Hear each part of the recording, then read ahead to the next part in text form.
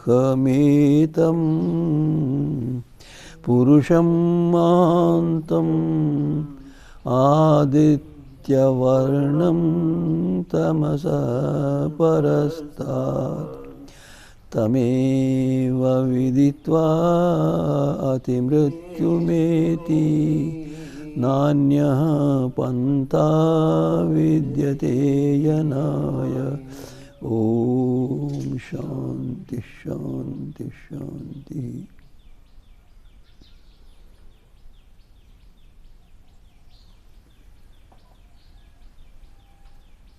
हमारा देश धर्मप्रिय देश है। इस देश के वासी ईश्वर को मानते हैं। ईश्वर द्वारा प्रदत्त वेद को मानते हैं। वेदोक्त धर्म को अधर्म को यथावत मानते हैं, उसी के अनुसार चलते हैं। वेदज्ञ ऋषियों के सिद्धांतों को मानते, उस पर चलने के लिए प्रयास करते हैं।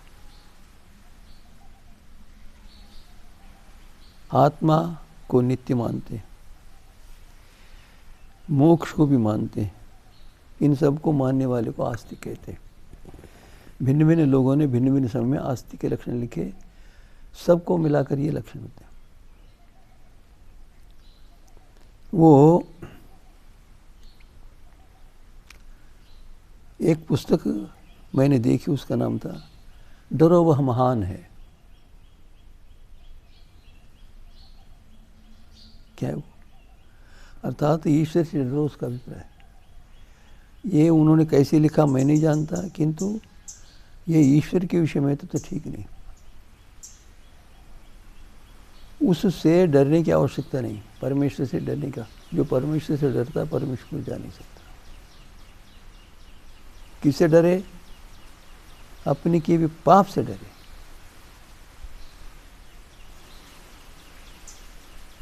उसका संबंध ऐसा बना होगा, पाप का दंड परमात्मा देता है, इसीलिए परमात्मा के दंड के भय से बचो, ऐसा कहने का अभिप्राय। किंतु पुस्तक का नाम जो है ना, वो इतना स्पष्ट नहीं करता। तो मनुष्य पाप करता। पाप किसको कहते हैं? जिससे कि करने वाले को दूसरों को दुख मिलता। पुण्य उसको कहते हैं करने वाले को, उससे प्रभावित होने वाले को सुख मिलता। पाप पुण्य का ये लक्षण है। यदि हम योग दर्शन पढ़ेंगे, व्यासभाष्य पढ़ेंगे, तो यथावत उसका पता चलेगा। कोई ऐसी सीमा नहीं है। व्यायाम करना धर्म है। धर्म कैसे? क्योंकि शरीर को सुदृढ़ करता है। संयत भोजन करना धर्म है। धर्म कैसे? लिए शरीर को रोग रहित बना देता है। तो इस प्रकार धर्म की बहुत लंबी व्याख्या, संक्षेप में कहना चाहे तो सत्य को ही धर्म कहा जाता है। तो मनुष्य जाने अनजाने, जाने भी करता, अनजाने भी करता, पाप करता है। मनुष्य जब तक अपने गुण दोषों को जानता नहीं, तब तक उन्नति के लिए प्रयत्न नहीं कर पाता, करने पर भी सफल नहीं हो पाता। इसलिए जो भी अपनी उन्नति करना चाहे किसी भी विषय में, योग के विषय में हो, कला कौशल के विषय में, विद्या किसी भी विषय में हो, जो उन्नति करना चाहे वह अपने सामर्थ्य को, अपने गुण दोषों को, अपने अभिरुचि को अच्छे प्रकार से जाने। मनुष्य ये नहीं कह सकता कि मैं अपने विषय में अच्छे प्रकार से जानता हूँ।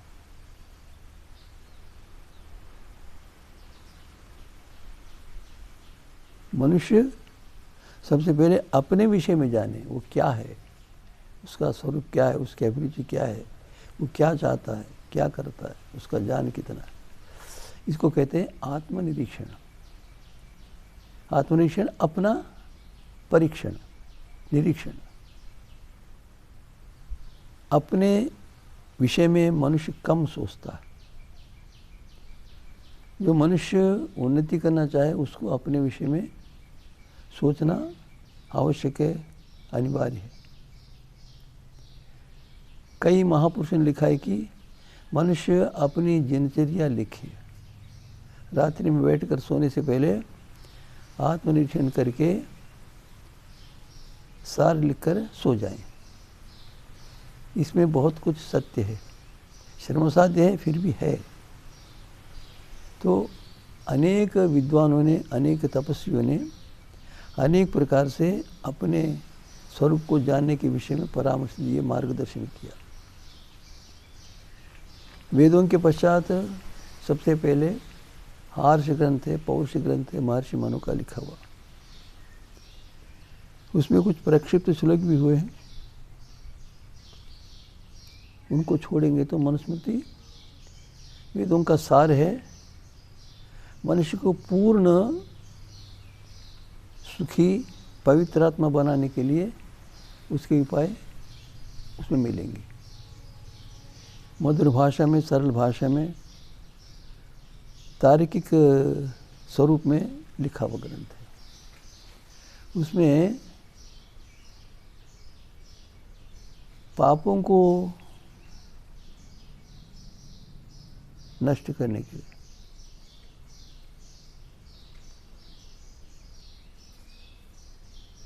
पाप से बचने के लिए उसमें उपाय है।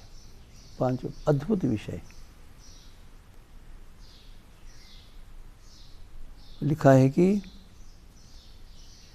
ख्यापनेन अनुतापेन तपसा अध्ययनेन च पापकृत मुच्यते पाप तथा अदारेण चापति।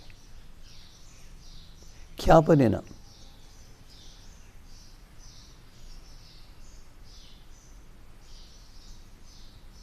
ख्यापनेन क्या है?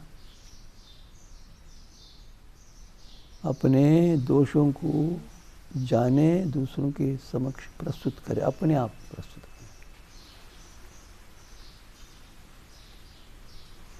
मनुष्य इस विषय में पीछे जाता। ख्यापने न, अपने दोषों को प्रकट करे। प्रकट तो तब करेगा जब वो जान लेगा। जानने का प्रयत्न करना चाहे तो देखना पड़ेगा, समय देना पड़ेगा, उसका काम होना चाहिए। अपने दोषों को, ऐसा लिखा है महर्षि मनु ने, कुआं खोदने वाला कुआं खोदता है, खोदता खोदता खोदता खोदता गहराई में चला जाता है। इसी प्रकार जो स्वाध्याय करता है या अपने जीवन में परीक्षण करता है तो बहुत गहराई में जाता है। आज जिन दोषों को दोष नहीं जान पाता वो उस समय उन दोषों को दोष देख लेता है, उनको छोड़ने में समर्थ भी हो जाता है। मनुष्य की प्रवृत्ति हो कि मैं पापों से मुक्त हो जाऊं। यहाँ जाने का विषय, पापों से मुक्त होना और बात है, पापों के फल से मुक्त होना और बात है। पापों से मुक्त हो सकता किंतु पापों के फल से मुक्त नहीं हो सकता, कि वे पापों के फल को भोगना ही पड़ता।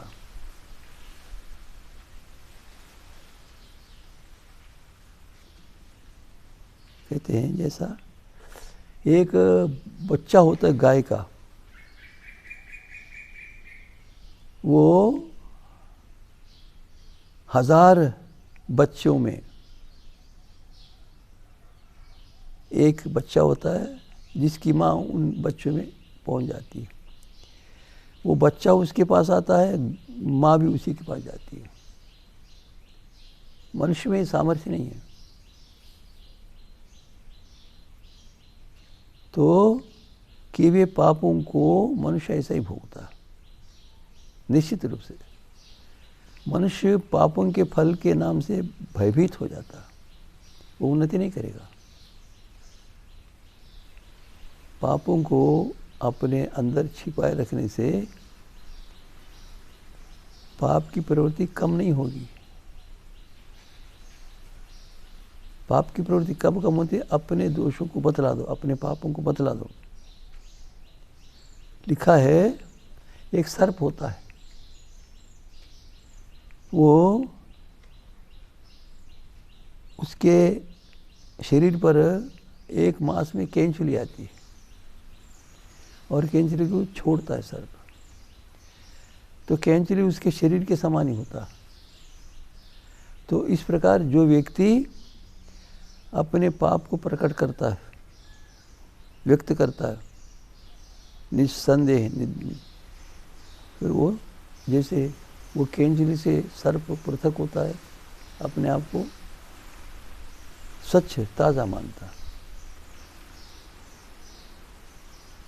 तो अब मनुष्य पापों को बतलाता है, किन पापों को? जिनको छोड़ना चाहता है उनको मानता है, उनको जानता है।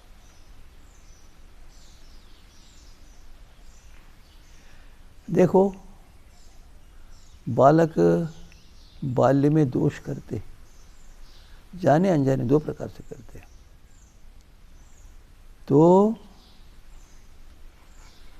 उन दोषों के बाल्य में उन दोषों को नहीं मानते बालक, किंतु 40, 50, 60, 70, 80 साल का हो जाता है ना, तब सोचता उनमें से उन दोषों को कुछ को छोड़ना चाहता है। क्यों? जिनको दोष मानता है, हानिकारक मानता है, उनको छोड़ना चाहता है, बतलाता भी। मैं बाल्यावस्था में ऐसा ऐसा करता था। जिनको छोड़ना चाहता उन्हीं को बतलाता, जिनको छोड़ना नहीं था वो छिपा कर रख लेता। तो हमारे कर्तव्य है कि हम निरीक्षण करें, आत्मा का परीक्षण करें, निरंतर बैठ कर देखें हमें किस किस प्रकार की प्रवृत्तियां हैं। ऋषियों ने धर्म के लक्षण बतलाए, यम नियम, उनमें से हमारे जीवन में कितना अनुकूल है, कितना प्रतिकूल है। शरीर से मैं कौन से ऐसे अनुचित कर्म करता हूँ जिसका फल बुरा होता, मुझे दंड लेना पड़ेगा, भोगना पड़ेगा। इसी प्रकार वाणी से क्या क्या करता हूँ, मन से क्या क्या करता हूँ। निरीक्षण परीक्षण करिए। निरीक्षण परीक्षण करते करते करते करते बहुत सूक्ष्मता में पहुँचकर वो निश्चित रूप से तत्वज्ञानी बन जाता। योगाभ्यास करने वाले भी अपने दोषों को छोड़ने के लिए निरंतर प्रयत्न करते रहते हैं। महर्षि दयानंद ने भाष्य किया, यजुर्वेद के भाष्य में जहाँ तक मैंने देखा, सबसे पहले विश्वानिधि मंत्र का उल्लेख किया। महर्षि दयानंद ने यज्ञ की समाप्ति पर लिखा है कि जो कोई अधिक आहुति देना चाहे भूर्भुवः स्वः गायत्री मंत्र से और विश्वानिधि मंत्र से आहुतियाँ दे सकते। विश्वानिधि मंत्र भी गायत्री मंत्र ही है, क्योंकि 24 अक्षर है। तो इस प्रकार महर्षि दयानंद की दृष्टि में विश्वानिदेव सहित रुद्रत्वानि परासो, ये बहुत महत्वपूर्ण है भी यथार्थ। क्योंकि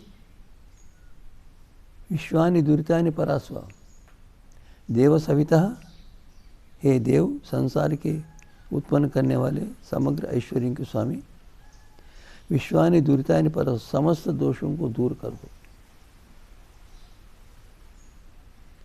यद भद्रम, जो कल्याणकारी गुणकर्म स्वभाव तत् न हास्वा, वह हमें दे दो। इससे बढ़कर मनुष्य की कोई प्रार्थना हो ही नहीं सकती। तो मनुष्य इस मंत्र का अर्थ सहित उच्चारण करे, उसके मन में अपने दोषों को जानने की प्रवृत्ति हो जाती है। बैठकर, इच्छा हो या ना हो, बैठकर नियम बनाकर 1 घंटा करूँगा, 2 घंटे करूँगा, ऐसा वो अपने दोषों को देखने का अभ्यास करे। दोषों को कैसे देखेगा? ऋषियों के ग्रंथों को पढ़ेगा तो उसको पता चलेगा कौन सा दोष है, कौन सा गुण है। यम नियम पर विचार करेगा, पता चलेगा। इस प्रकार मनुष्य अपने दोषों को जानने के लिए प्रयास करे तो दोषों का ज्ञान हो जाएगा। ऐसा कोई भी नहीं करता, करना चाहिए। क्या है? हमारे मित्र हैं, हमारे परिचित हैं, उनसे कह दीजिए मेरे जो दोष हैं आपको अच्छे नहीं लगते, आप मुझे बतला दीजिए। प्रेम से कहेंगे तो उसका प्रभाव होगा।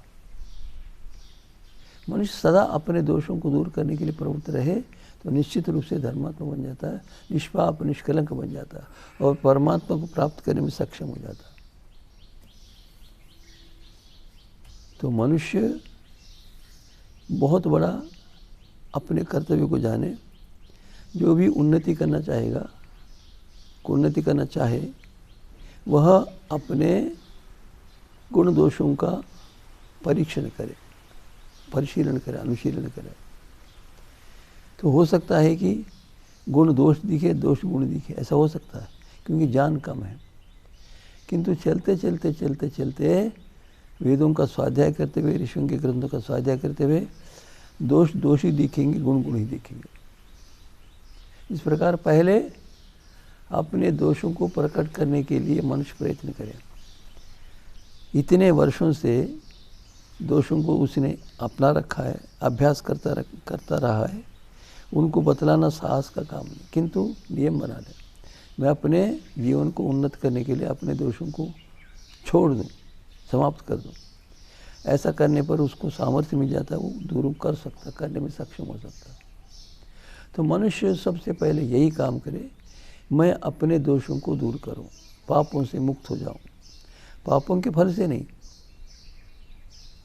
तो पापों से मुक्त होने के लिए, समस्त पापों से मुक्त होकर पवित्र आत्मा बनने के लिए मनु महाराज ने 5 उपाय बतला दिए पापों को छोड़ने के। एक है ख्यापनेना, अपने दोषों को दूसरों के सामने बतलाओ, निर्द्वंद होकर बतलाओ। तो उसी समय आत्मा ऐसा पवित्र होगा जैसे कि केंचुली में जकड़ा हुआ सर्प विशेष एक आलसी जैसा बना रहता, उत्साह नहीं रहता, छोड़ते ही आनंद आ जाता, उत्साह हो जाता उसको, इसी प्रकार हल्का हो जाता। तो मनुष्य इसको समझे, करे, जो कोई करेगा वो उन्नति को प्राप्त करेगा, चाहे समझे न समझे, करे न करे उसकी इच्छा पर। किंतु जो भी मनुष्य उन्नति करना चाहे उसको ऐसा करना ही पड़ेगा। सबसे पहली सीढ़ी है किसी गुण को धारण करने के लिए, प्रयत्न करने के लिए सबसे पहले इसको जाना, अर्थात हम में कितने दोष हैं, कितने गुण हैं, इसको जानने के लिए प्रयत्न करें। ये कोई दोषावा नहीं है, इसको करने वाले को कोई भी बुरा नहीं मानता, सबसे उत्तम मनुष्य मानते हैं। जो अपने दोषों को जानने के लिए प्रयत्न करे, अपने दोषों को छोड़ने के लिए प्रयत्न करे, वो सबसे अधिक विश्वसनीय हो जाता है, समाज में बहुत पूजनीय हो जाता है। उसके पास लोग आते हैं, मानते हैं, उनकी बात को मानते हैं, उनके परामर्श को प्राप्त कर लेते हैं। तो कहने का अभिप्राय कि मनुष्य अपने आप को विशुद्धात्मा, निष्कल्मश, निष्पापी बनाने के लिए, पवित्र आत्मा बनने के लिए अपने गुण दोषों को जाने, अपने सामर्थ्य असामर्थ्य को जाने, उसके अनुसार शनि अपनी निर्मलताओं को, अपने दोषों को छोड़ने का प्रयत्न करे। तो परमात्मा से सहायता ले ले, सत्संग में जाएं, सत्संग से लाभ ले लें और सदग्रंथों का अध्ययन करे, वेद का अध्ययन करे, तो ये असंभव नहीं संभव है। ठीक है, कर समाप्त।